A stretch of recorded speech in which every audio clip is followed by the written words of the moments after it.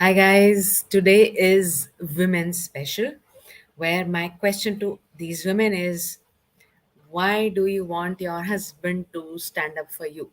Because I get a lot of women writing to me that I you know XYZ troubles they are writing, and at the end they are writing, but my problem is that my husband doesn't stand up for me. Okay, so I thought today I am going to build around this. There was this lady who approached me last year. Okay, and when she came to me, she told me a long story, but I'm just telling you in short her condition. She was, when she came to me, she said she was madly in love with her husband. They had dated for a year and they got married, and it had been 4 years of her marriage. Out of the everything that she said, one thing she said was, obviously because she loves her husband, so she wanted to save her marriage. It was going through a very rough phase, and she did not want divorce. She wanted the relationship to work out.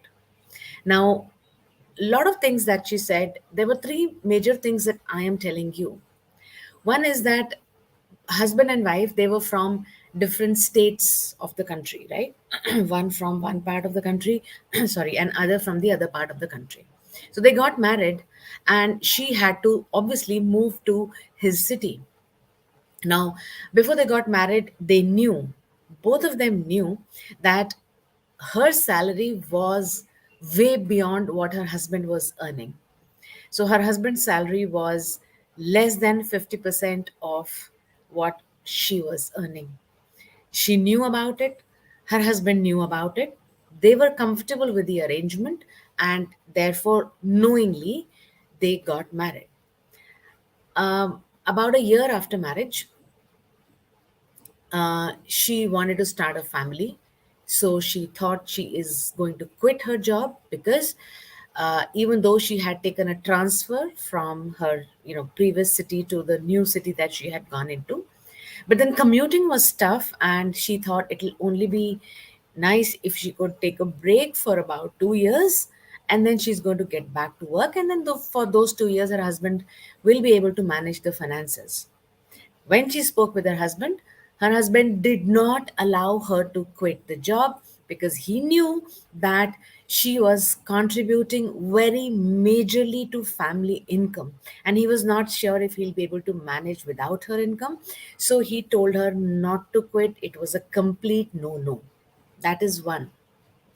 Second, after 1 year of marriage, her husband said that because she had gone to a joint family, she was staying with husband and his parents. So her husband said that now she will have to pay up for her stay in that home.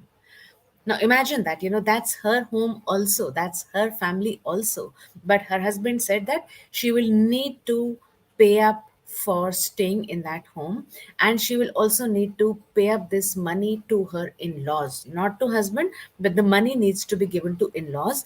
And this pay up has to be done annually. So, which means she will need to pay up a year in advance. It's like, when you take a rented accommodation, you pay 2 months or 3 months of rent in advance, right? And then you pay monthly. But in her case, she had to pay the entire lump sum money 1 year in advance. Now, she was so much in love with him that, in the first instance, when she said she wants to start a family and for which she needs to quit the job, he said no. She said, all right, no worries, we can start the family later on. So she continued. When her husband said this, she needs to give the money, she was okay, but then inside of her, she was thinking, this is not fair. Okay, this is my home, my family also, so why should I be paying? But so much madly in love with her husband that she said, okay, this condition is also fine. There came a point in time that they had gone out for shopping. They were returning back. They came to the car. They were driving back home, and some argument happened between husband and wife, which really caught fire.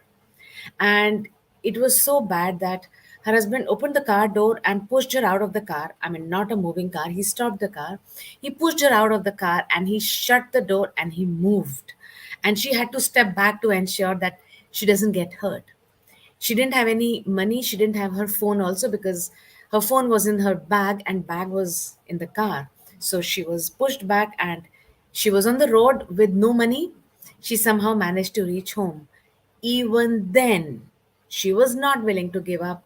And she comes to me saying that she's so madly in love with her husband that she wanted to save marriage. Okay. Now, at that point in time, obviously I don't take the decision for you. It's definitely your decision. But what I am trying to say here is that there comes a time sometimes in your life when you lose your consciousness. It's not, I'm not saying medical in medical terms, but losing consciousness means you lose your sense of awareness. You had, this girl, this lady had no idea whatsoever what was happening to her, because she was only on the outside, focusing on her husband, focusing on her family, focusing on how good he can make her feel. So she just lost her own self. She had no realization of what was happening. Now, if you have got into that zone at some point in time, or maybe you're going through now, I want to tell you that under this kind of a condition, when you just don't know, right? You got to do three things.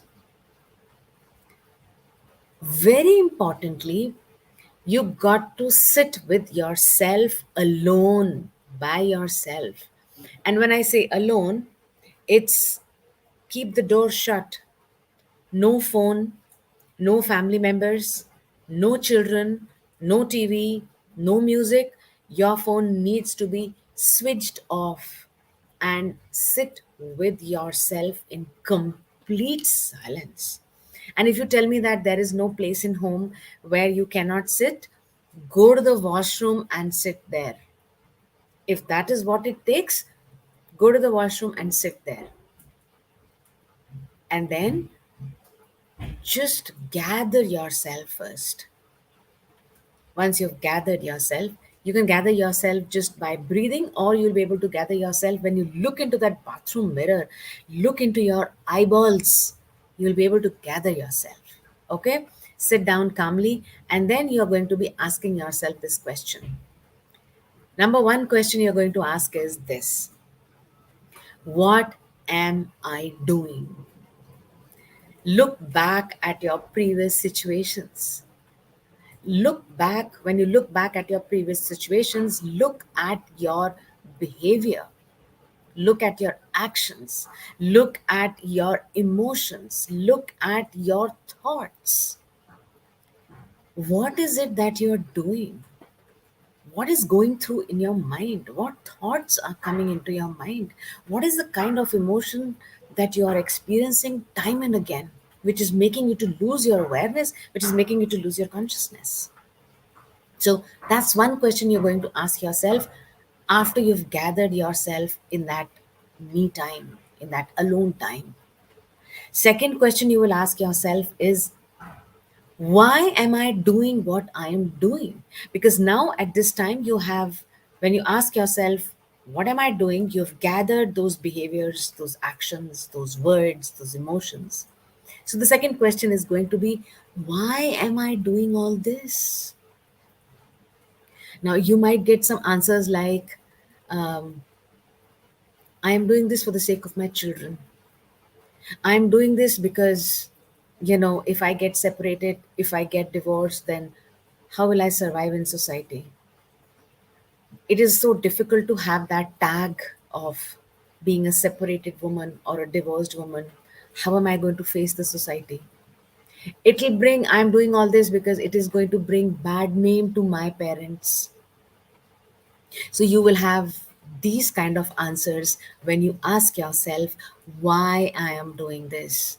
But I want to tell you that this is a surface level why. Hi Swati. This is a surface level why. Okay? Because whatever you're doing, These may be the reasons, but at the same time, there is a secondary gain that you are getting. Secondary gain is something which is hidden, which you are not aware of. As such, you've lost your consciousness. You will not know what is that secondary gain. Secondary gain can be things like you're doing this because when you attach yourself to that companionship, that relationship, you feel sense of security, you feel sense of safety. That could be one secondary gain. Another secondary gain is that you feel wanted. Okay.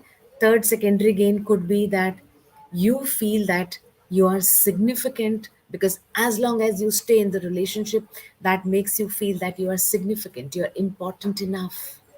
It may make you feel that you are good enough. These are all secondary gains that you are getting out of whatever you are doing. Secondary gain can also be in terms of running away from the fear of rejection, avoiding or suppressing the feelings of rejection. So you might be fearing rejection, you might be avoiding to feel as if you are rejected. So, avoiding the feelings of rejection, running away from that fear of doubts, self doubts, running away from that feeling of rejection is also a secondary gain which is making you to lose your awareness. Okay, so second step you're going to do is to find out why are you doing what you are doing, right? Third question you're going to ask yourself, now that you know why you're doing this, third question is, what can I do by myself to take care of this secondary gain? So, if your secondary gain is that you are fearing that feeling of rejection, which means you actually want acceptance. So, what can I do to feel the feeling of acceptance without having to depend on anybody on the outside, without having to depend on your spouse to feel that feeling of acceptance? Or what can I do differently to feel that feeling of safety and security? What can I do differently to feel that I am significant, I am important, I am wanted, I am loved? So, what can I do differently to fulfill these inner needs of myself without chasing the spouse, without getting dependent on the spouse? How can I do this by myself? So, when you ask yourself these three questions, next thing that will automatically happen is that your brain will start to process these answers, and you are going to get these answers. You will get these answers either in the form of something that you might see, something that you might hear, something that you might read, something that maybe something comes in your dream. Okay, so you will get this answer, and when you get your answer, then next would be your action plan. This is where, when you begin your journey with this space, from where you begin your journey with, you start to experience the change.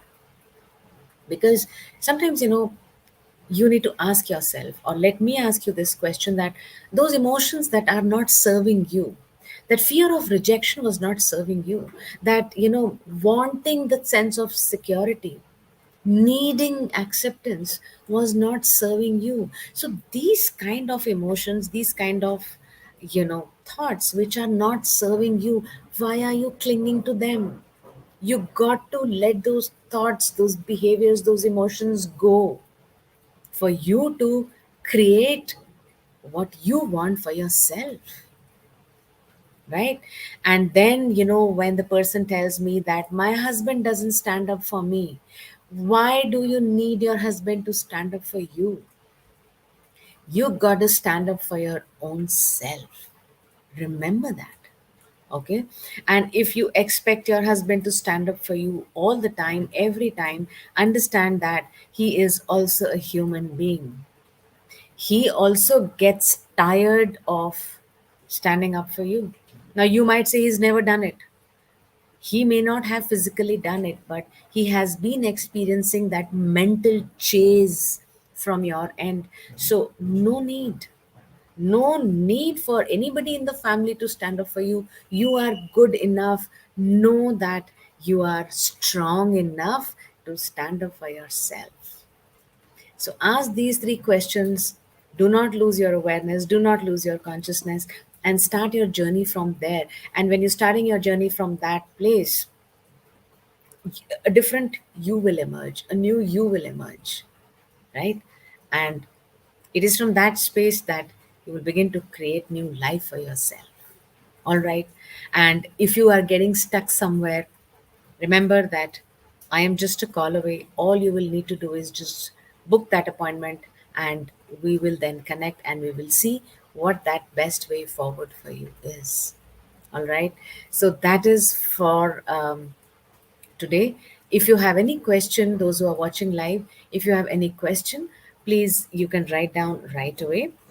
And in case you are watching this video later on, you can still write your questions either privately or in the comment box, whatever, wherever you feel comfortable. And I will be happy to take your questions. And since right now there is no question coming, I assume that you might want to think over it. You might want to start to practice it before you write your question or before you come up with any kind of a clarity you might need. Fair enough, and that makes sense. Practice it first and then you get stuck. Please do write your questions, all right? Thank you so much for watching this video, and I'll see you once again tomorrow, same time, 3:30 p.m. And we have few days to complete this 100 days challenge, and I hope you are on the right track. That's what I wish to believe, and that's what I wish for you as well. Okay, so take care, have a great evening, bye.